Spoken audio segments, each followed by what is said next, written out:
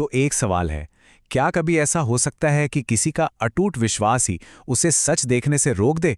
आज हम जीएल फ्यूंटिस के एक बहुत ही कमाल की कहानी, ईश्वर को एक पत्र, के जरिए इसी सवाल को समझने की कोशिश करेंगे। ये एक ऐसी कहानी है जो हमें विश्वास, इंसानियत और जिंदगी के एक अजीब से मोड़ के बारे में बहुत कुछ सिखाती है। देखिए, यही सवाल इस कहानी की आप कह सकते हैं आत्मा है। यह हमें लेंचो की दुनिया में ले जाता है, एक ऐसे इंसान की दुनिया में जिसका विश्वास शायद पहाड़ भी हिला सकता था। तो हमारी कहानी का हीरो है लेंचो, एक बहुत ही सीधा साधा मेहनती किसान जो एक घाटी में एक छोटी सी पहाड़ी के ऊपर अकेले घर में रहता है। और वहां से उसे अपने मक्के के खेत दिखाई देते हैं जो उसकी पूरी दुनिया है। उसने अपनी जमीन पर जी जान से मेहनत की थी। खेत लहलहा रहा था, मक्के के भुट्टों पर फूल आ चुके थे जो एक अच्छी फसल का वादा कर रहे थे। लेंचो को अब बस एक ही चीज का इंतजार था, एक अच्छी बारिश का। और फिर बारिश शुरू हो गई। आप सोच सकते हैं लेंचो कितना खुश हुआ होगा। वो बाहर भागा और बारिश को महसूस करने लगा।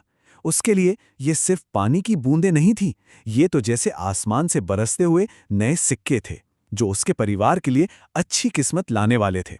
लेकिन जैसा कि अक्सर कहानियों में होता है, लेंचो की ये खुशी ज्यादा देर तक टिक नहीं पाई। अचानक ही मौसम ने एक बहुत भयानक मोड़ ले लिया और यहीं से कहानी का असली संघर्ष शुरू होता है।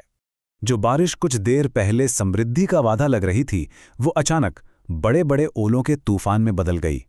बच्चे तो खुशी से उन ओलों को इकट्ठा करने दौड़े, लेकिन लेंचो का दिल बैठ गया। वो जानता था कि ये तबाही है। 1 घंटा, बस 1 घंटे तक ओले गिरते रहे और जब ये तूफान रुका तो सब कुछ बर्बाद हो चुका था। खेत ऐसा लग रहा था मानो किसी ने उस पर नमक की चादर बिछा दी हो।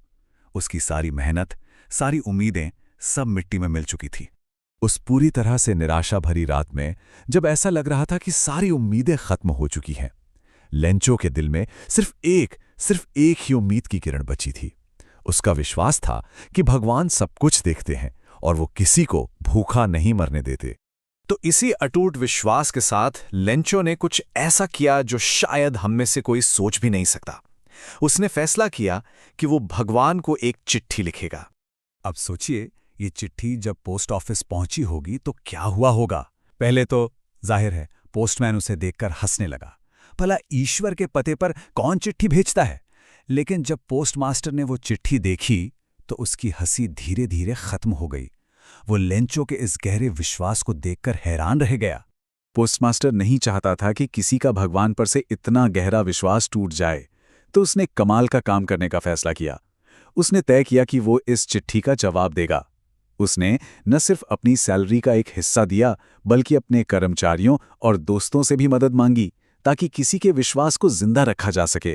तो अगला संडे आया, लेंचो पोस्ट ऑफिस पहुंचा। उसे पूरा यकीन था कि जवाब आया होगा, और जवाब आया भी। लेकिन इसके बाद जो हुआ, उसकी किसी ने कल्पना भी नहीं की थी।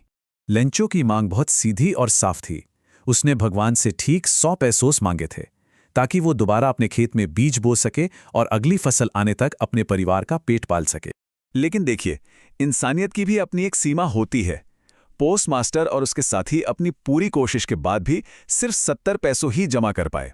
ये एक बहुत बड़ी मदद थी, लेकिन लेंचो की मांग से कम थी। और बस यही छोटी सी कमी कहानी को पूरी तरह से पलट देती है। अब सबसे हैरान करने वाली बात सुनिए। लेंचो को चिट्ठी और पैसे देखकर जरा भी हैरानी नहीं हुई। उसका विश्वास इतना पक्का था कि उसे लगा यह तो होना ही था। लेकिन जैसे ही उसने पैसे गिने, उसका चेहरा गुस्से से लाल हो गया, क्योंकि उसके दिमाग में एक बात बिल्कुल साफ थी, भगवान कभी गिनती में गलती नहीं कर सकते। और बस यहीं पर आता है कहानी का सबसे बड़ा और सबसे कह सकते हैं दुखद मोड़। लेंचो ने तुरंत एक और चिट्ठी लिखी। उसमें उसने भगवान से बाकी के पैसे भेजने को कहा, लेकिन साथ ही एक चेतावनी भी दी कि पैसे डाक से मत भेजना, क्योंकि ये जो पोस्ट ऑफिस के कर्मचारी हैं, ये सब के सब बदमाशों का झुंड है। मतलब सोचिए, जिन लोगों ने उसकी मदद की, लेंचो ने उन्हीं को चोर समझ लिया। यहीं पे ये सिंपल सी दिखने वाली कहानी हमें रुककर सोचने पर मजबूर करती है। तो आखिर हम इससे क्या सीख सकते हैं? इसके पीछे कुछ बहुत गहरे मतलब छिपे हैं। देखिए, ये कहानी हमें 3 बहुत जरूरी बातें सिखाती है। पहली, विश्वास की ताकत। लेंचो का विश्वास इतना मजबूत था कि उसने अजनबियों को भी मदद करने पर मजबूर कर दिया। दूसरी, इंसानियत की खूबसूरती। पोस्टमास्टर ने जो किया वो बिना किसी स्वार्थ के की गई भलाई थी। और तीसरी, जिंदगी की विडंबना कि कैसे कभी-कभी नेक इरादों को भी कितनी आसानी से गलत समझ लिया जाता है।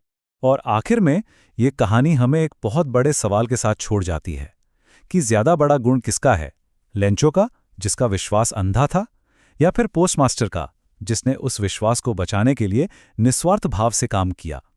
ये एक बहुत ही सिंपल सी कहानी है, लेकिन इसके सवाल हमेशा हमारे साथ रह जाते हैं।